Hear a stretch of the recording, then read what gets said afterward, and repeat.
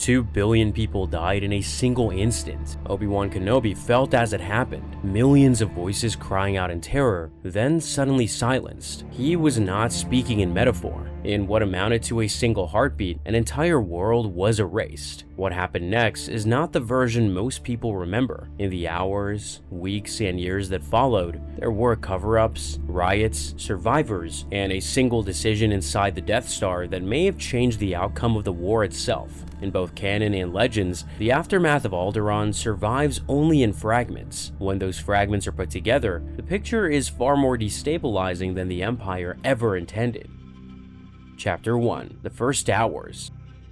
In the immediate aftermath of Alderaan's destruction, the Empire said nothing. No announcement was made, no explanation offered, no official communication of any kind released to the broader galaxy. For ordinary people scattered across the galaxy, the silence was all there was, and the silence itself was deeply unsettling. Ships that attempted to make their usual runs through the Alderaan system in the hours and days that followed found something no navigator had ever encountered before. Where charts and long-range sensors had always shown a living planet at a familiar set of coordinates, there was now a vast, churning field of rock and debris stretching across the darkness. Freighter pilots and passenger captains came back from the region badly shaken, uncertain how to describe what they had seen. Some reported that it looked like a catastrophic meteor collision. Others speculated about some kind of internal geological disaster. The truth, that a weapon built by the Empire had vaporized an entire world, was so far outside any normal frame of reference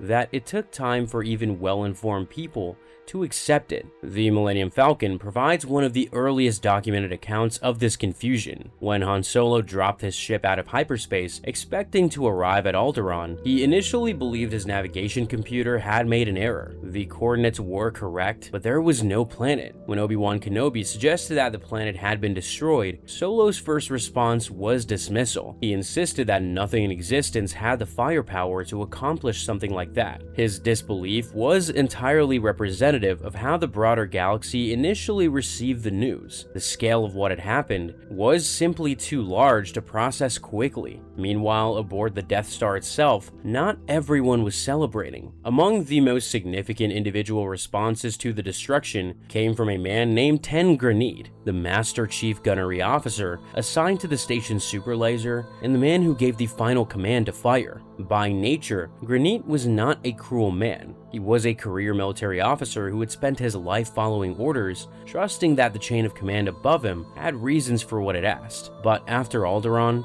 something in him broke, and the guilt that followed was immediate and unrelenting. He could neither sleep nor eat, and he found himself returning mentally again and again to the moment of firing, unable to reconcile what he had done with any moral framework he had ever constructed for himself. He came to believe that no order, regardless of its source, could make his actions forgivable. That guilt would have consequences Tarkin never planned for. In the meantime, the Empire had a more immediate problem. The galaxy was asking what had happened to Alderaan, and the answer it gave would either hold the peace or shatter it. Chapter 2: The Imperial Cover Story. When the Empire finally broke its silence, within the first weeks after the destruction, what it said was as remarkable for its audacity as its dishonesty. According to Legend sources, Imperial Holovision, the state-controlled media network serving as the galaxy's primary source of officially sanctioned news, ran a report claiming that Alderaan had been destroyed by one of its own superweapons. In canon, the Empire's internal line to its own military was that Alderaan's population had chosen destruction by supporting anarchy. A different lie, but a lie all the same. Whichever version of the cover story reached a given population, the underlying logic was the same. The Empire understood that openly claiming responsibility for the deliberate murder of 2 billion civilians, including many of the galaxy's most respected political families, artists, scientists, and cultural figures, carried serious risks, even for a government that ruled through intimidation. The core worlds, in particular, had deep historical and cultural ties to Alderaan. Acknowledging that the Death Star had fired on purpose required the Empire to defend that decision publicly, and such a defense would be difficult to make without accelerating exactly the kind of political destabilization Tarkin was trying to prevent. The lie, then, was the safer path. Alderaan, the Empire claimed, had been secretly developing biological weapons capable of mass destruction. The planet had been on the verge of unleashing them on the wider galaxy. Before the Empire could intervene, an internal detonation had occurred. It was a tragedy, but it was Alderaan's own doing. In some corners of the galaxy, particularly those with limited access to independent information and a long history of trusting Imperial communications, this story held, at least temporarily, but the Rebel Alliance moved quickly to counter it. The Alliance had already been distributing holotapes of the Death Star's arrival in the Alderaan system, recordings of the ship's movement into firing position, and transband communications between Alderaan and its neighboring world of Leia in the final minutes before the planet was gone. People who saw the recordings did not see a planet that had destroyed itself, they saw a battle station moving deliberately into range. By the end of that same month, the Empire was forced to change its position. Admiral Kamel Tro, according to Legend sources, issued a new statement acknowledging that the Death Star had indeed been present at Alderaan and fired. The revised explanation claimed that the Empire had possessed irrefutable intelligence that Alderaan was on the verge of launching a biological warfare program, and that the destruction of the planet had been a preemptive act of defense. This was all a lie, but a fundamentally different kind, one that admitted Imperial involvement while reframing mass murder as a necessary protective measure. The fact that the Empire felt compelled to revise its story at all is significant. Even a government with total control of official media channels cannot simply dictate what the galaxy believed. The first cover story had failed, and the Empire knew it. A failed propaganda campaign was damaging enough on its own, but what was spreading through the galaxy in the absence of a believable official story was something far more dangerous to the Empire than skepticism. It was grief, and grief, when it has nowhere legitimate to go, has a tendency to become rage. Chapter 3. How the Galaxy Reacted. On Coruscant, the Imperial capital, one of the largest Alderaanian diaspora communities in the galaxy was concentrated on level 3204 of the lower city. These were people who had left their home world for work, for education, for political careers, but who still held deep emotional and cultural ties to Alderaan. When news of the destruction reached them, they gathered in the public spaces of their community to hold vigils, quiet, sorrowful assemblies of people mourning a loss that was almost too large to comprehend. When those same people learned that the destruction had been intentional, the vigils became riots. What happened on level 3204 was not an isolated incident. It was the most visible flashpoint of a reaction spreading across the galaxy in real time. Alderaan was not an obscure world, it was a core world, one of the founding members of the Galactic Republic, a seat of culture and political tradition that had shaped galactic civilization for thousands of years. Its royal family was known and respected across hundreds of systems. Its wine, its art, its architecture, its philosophical traditions had spread throughout the galaxy over centuries of trade and diplomacy. Alderaanians lived and worked on virtually every significant world in the known galaxy, which is precisely why the reaction to its destruction spread so fast and cut so deep. The Empire's response was swift and deeply counterproductive. Stormtroopers were deployed to suppress the unrest, and Alderaanians were rounded up under the official justification that they were suspected rebel sympathizers and potential security threats. An indiscriminate crackdown that swept up people who had never had any connection to the rebellion, who had spent their entire lives as law-abiding Imperial subjects, found themselves arrested and treated as enemies of the state simply because of where they had been born. The Empire, in attempting to stamp out potential dissent, manufactured the very dissent it feared. Beyond Coruscant, the reaction among the broader core world's population was one of deep and lasting unease. For more than 2 decades, citizens of the galaxy's most prosperous systems had navigated their relationship with the Empire through a kind of pragmatic accommodation. The Empire was harsh and authoritarian, yes, but it was also comprehensible. There were rules, even if the rules were unjust. Ordinary people who stayed out of politics, paid their taxes, and kept their heads down had reason to believe they would be left alone. That belief was the foundation on which Imperial stability in the core actually rested. Alderaan destroyed that foundation entirely, because Alderaan had done everything right. It had been cooperative, it had been peaceful, it had posed no credible military threat, and it had been annihilated without warning without legal process, and without any accountability whatsoever. The implicit contract between the Empire and its compliant subjects, "stay out of our way, and we will leave you alone," had been exposed as a fiction. A character from the Legends continuity, named Aitor Raitan, a librarian stationed aboard the Death Star, captures this shift with particular clarity. He had spent his career attempting to document the war from a position of deliberate neutrality, but after Alderaan, he concluded that neutrality was no longer possible. That man who was neither a soldier nor a rebel, but simply a librarian, could no longer look the other way. The galaxy's political and emotional reckoning with Alderaan's destruction was enormous in scale, but for roughly 60,000 people, the reckoning was something far more immediate and far more personal. These were the Alderaanians who had not been on the planet when it was destroyed, and the Empire had decided that they too needed to be erased. Chapter 4. The 60,000 who survived.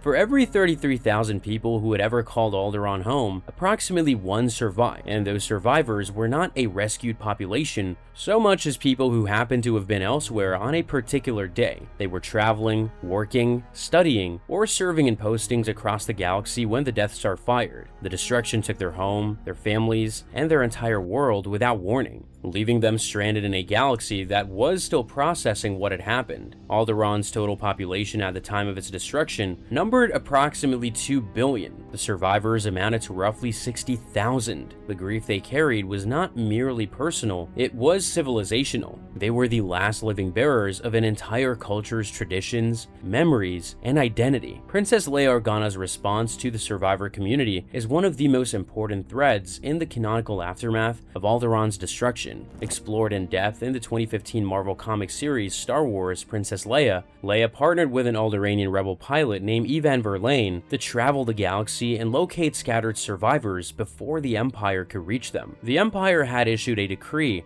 that the destruction of Alderaan was to be total. Surviving Alderaanians who could be identified were to be treated as fugitives and potential rebel collaborators, regardless of any evidence of actual involvement with the Alliance. The Empire was, in effect, attempting to finish what the Death Star had started. Leia's speech to the survivors during this period stands as one of the most powerful statements of cultural identity in the Star Wars canon. She told her people that Alderaan had not died because Alderaan was not a planet. Alderaan was a people, a set of values, a way of living and seeing the world, and that could not be destroyed by a super laser. As long as any one of them survived, as long as a single person carried Alderaanian blood and Alderaanian memory, Alderaan itself survived. This was not merely an inspirational sentiment, but a practical philosophy of cultural survival in the face of genocidal intent, and it gave the scattered community of survivors a framework for understanding their own existence after losing everything they had known. The effort to protect the survivors eventually produced what later sources identified as the Survivor Fleet, a hidden collection of vessels sheltering Alderaanian refugees under Alliance protection. In the longer term, the Rebel Alliance and later the New Republic facilitated the establishment of a refugee world known as New Alderaan, where survivors could settle permanently and rebuild their community. It was never a replacement for what had been lost, no planet could be, but it was a place where Alderaanian children could grow up surrounded by their own culture, their own traditions, and the living memory of a world that had ceased to exist. Among all those survivors, however, none carried the weight of Alderaan's loss more visibly or more personally than the woman who had been forced to watch it die. Princess Leia Organa, who had stood beside Tarkin when he gave the order and could do nothing to stop it. Chapter 5. Leia's Weight of Loss. Leia's relationship to the destruction of her home world was unlike anyone else's, because she was present for it. She was standing beside Grand Moff Tarkin when he gave the order. She watched her planet die from a viewport on the Death Star, and she was helpless to prevent it. There is also a dimension of her experience that is often overlooked in broader discussions of the event. In the moments before Tarkin gave the order, he offered Leia what appeared to be a choice. Give him the location of the rebel base, and Alderaan would be spared. Desperate and out of options, Leia gave him a location. the planet Dantooine, which she believed would buy time without directly betraying the Alliance. Tarkin accepted the information, acknowledged it, and then ordered the firing sequence to continue regardless, because he had already decided to destroy Alderaan, and the offer of mercy had never been genuine. Leia's attempt to save her world had accomplished nothing, and she knew it the moment the super laser fired. That specific dimension of the trauma, the experience of having tried to save something and having failed completely, not because of insufficient effort, but because the other party had never intended to honor the agreement, carries a residue of helplessness and manipulation that simple loss does not. Leia carried all of that, along with the straightforward devastation of losing her family, her home, and her world, from the moment of the destruction forward. The canonical comic material set between A New Hope and The Empire Strikes Back explores her grief with remarkable honesty. In one scene, during a quiet moment she shares with Luke Skywalker, Leia tells him something heartbreaking in its specificity. Because light travels at a finite speed across the vast distances of space, there are locations in the galaxy, places reachable through hyperspace travel, from which the light of Alderaan's destruction has not yet arrived. From those vantage points, the planet still appears in the sky, still glowing, still existing, as far as any observer at that distance can know. Leia admits that she sometimes finds herself thinking that if she flew in the right direction, she could reach it, even knowing it is not true. Leia did not fight the Empire primarily out of ideological conviction, though she had that too. She fought because she had loved Alderaan, and the Empire had taken it from her, and that grief gave her a clarity that Tarkin, for all his strategic brilliance, had never accounted for. The clarity of someone who has nothing left to lose and every reason to resist. It was exactly that clarity, multiplied across thousands of individuals and dozens of systems, that ensured Tarkin's plan would fail on every level he had staked his reputation on. Chapter 6: The Strategic Miscalculation. The destruction of Alderaan was a strategic failure of the highest order, and the reason why comes down to the philosophy Tarkin had built his entire career on, and the single flaw at its center that he never once examined. Well, if Tarkin had spent his career developing a philosophy of governance through fear. His doctrine held that the threat of overwhelming, disproportionate force was more effective than the actual application of force in most circumstances, but that periodic demonstrations of willingness to use that force were necessary to maintain credibility. Alderaan was chosen as that demonstration, not because it was a military target, but because it was the kind of target whose destruction would send the clearest possible message that the Empire was willing to destroy the most peaceful, most beloved, most culturally significant world it could identify, and that no one anywhere would be safe from that willingness. The flaw in this reasoning was entirely invisible to Tarkin himself. His doctrine assumed that the primary driver of individual and collective behavior is rational self-interest, the calculation that survival is better than death, and that cooperation with overwhelming power maximizes the odds of survival. In many circumstances, that calculation is correct, but it breaks down completely in the face of total loss. A person who has already lost everything they valued cannot be further deterred by the threat of destruction because that threat has already been carried out. The only remaining question for such a person is whether to accept what has happened passively or to resist it actively. The political consequences were documented across both Canon and Legends sources. Recruitment into the Rebel Alliance increased substantially in the weeks and months following Alderaan's destruction, reflected in Legends accounts including the novel Death Star by Michael Reeves and Steve Perry, and supported by the broader pattern of radicalization documented in canon material from the same period. Resources that had been previously difficult to obtain, financial support, technical expertise, ships, safe passage through neutral systems, became more available as previously reluctant parties chose sides. The moderate political voices in the galaxy who had long counseled patience and the pursuit of change through legitimate Imperial channels found their position increasingly difficult to defend. The dissolution of the Imperial Senate, which Palpatine enacted in the same period, using security concerns as justification, compounded the problem. By eliminating the last formal mechanism through which political dissatisfaction could be expressed within the system, the Empire ensured that dissatisfied people had nowhere to go except outside the system entirely. And then there's the matter of 10 Granite at the Battle of Yavin. According to the Legends continuity, Granite's guilt over Alderaan had not diminished in the weeks since the destruction. By the time the Death Star arrived in the Yavin system, he was functioning poorly, sleepless, haunted, and morally hollowed out by what he had done. During the trench run, when the targeting solution was locked and the order to fire had been given,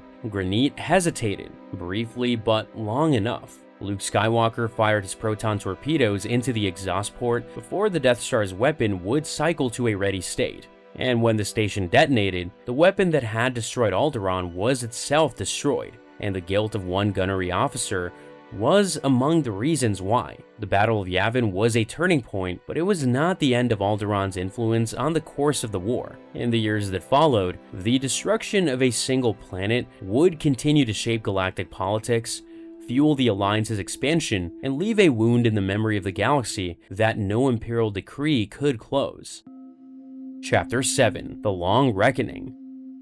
Decades after the destruction of Alderaan, dealers across the galaxy were still claiming to sell the last bottle of Alderaanian wine, and buyers were still purchasing those bottles, knowing the claim was almost certainly false. The act of purchasing them was itself a form of memorial. That detail says more about what Alderaan became than any political analysis could. What Tarkin had intended as a demonstration of power became instead the clearest possible evidence of what Imperial authority looked like when it operated without accountability or restraint. There was no rhetorical position from which the deliberate destruction of 2 billion civilians could be defended as necessary, and the galaxy understood that. For the survivors themselves, the reckoning was intensely personal. Communities of Alderaanians across the galaxy continued to process their grief through cultural practice, through the preservation of language, art, music, and tradition. Every physical remnant of Alderaan carried weight that had nothing to do with its material value. The rare bottles of wine, the fabrics, the instruments, the manuscripts, these were not antiques, they were evidence that Alderaan had existed. Leia Organa never set Alderaan's loss down. In the years of the New Republic, when she might have had reason to set that grief aside and focus on the business of building something new, she did not. She continued to lead efforts to support Alderaanian survivors, to establish and maintain New Alderaan as a viable refuge, and to ensure that the memory of the planet was preserved in the institutional record of the new government. She understood, perhaps better than anyone, that memory is not a passive thing. It requires active maintenance. The Empire had wanted Alderaan to be forgotten or to be remembered only in terms of its own cover story, both of which Leia refused to allow. The broader galactic community also carried Alderaan's memory forward. The destruction became a touchstone in political discourse, a reference point in arguments about the limits of state power, a story told to children in systems across the galaxy as an example of what happens when governments are allowed to operate without restraint. The Alderaanian phrase for the event, simply the disaster, passed into common usage across multiple languages and cultures as a shorthand for catastrophic, unjustifiable loss at the hands of power. All of this, the grief, the resistance, the radicalization, the political transformation of the galaxy, flowed from a single decision made by a single man who believed that power alone could bend the will of billions. The full measure of how wrong he was belongs to the conclusion of the story. Grand Moff Tarkin destroyed 2 billion people to send a message. The message he intended to send was one of overwhelming, unchallengeable Imperial power, a warning to the galaxy that resistance was not merely dangerous, but futile. That the Empire's capacity for destruction exceeded any conceivable response, and that the only rational course of action for any world, any government, or any individual was submission. The message that the galaxy actually received was something else entirely. Not that the Empire was invincible, it was that the Empire was capable of anything, and that no amount of cooperation, compliance, or peaceful coexistence would guarantee safety in a galaxy ruled by a government with neither accountability nor restraint. The implicit promise at the heart of authoritarian accommodation that obedience would be rewarded with protection was exposed as a lie, and once that lie was visible, there was nothing left to hold the Empire's passive support together. These survivors of Alderaan carried their world forward in the only way available to them, in their memories, their traditions, their children, and their grief. Princess Leia turned her loss into the fuel for a decades-long commitment to building something that the Empire could not destroy by firing a single weapon, a system of government built on law rather than fear, on accountability rather than power, on the belief that the people of the galaxy deserve better than to live in terror of their own rulers. The irony that Tarkin could not have anticipated is this: in attempting to demonstrate the ultimate expression of Imperial power, he set in motion exactly the sequence of events that would bring that power down. The guilt of one gunnery officer, the radicalization of thousands of moderate voices, the moral clarity that made previously ambivalent systems choose a side, the recruitment surge that swelled the alliance in the months between Alderaan and Endor, all of it traced back to a single order, given in a single moment, aboard a space station that no longer exists. Alderaan is gone, but its destruction changed the galaxy in ways that outlasted the Empire itself. That is not the legacy Grand Moff Tarkin intended to leave. It is, however, the legacy he earned. Alderaan does not exist in a vacuum. The man who sensed its death from across the stars had already lived through losses just as personal, just as permanent, and that history runs deeper than most people realize. If you want to keep going, the description has 2 more videos that cover this era from different angles. One goes deep into Obi-Wan Kenobi, the man who felt Alderaan die, and whose history of loss runs far deeper than most people realize. The other follows the black-armored figure who stood beside Tarkin, saying nothing, doing nothing, and traces the full arc of what he lost and what that loss made him. Both are long, both go deeper than the surface story, and both are found in this channel.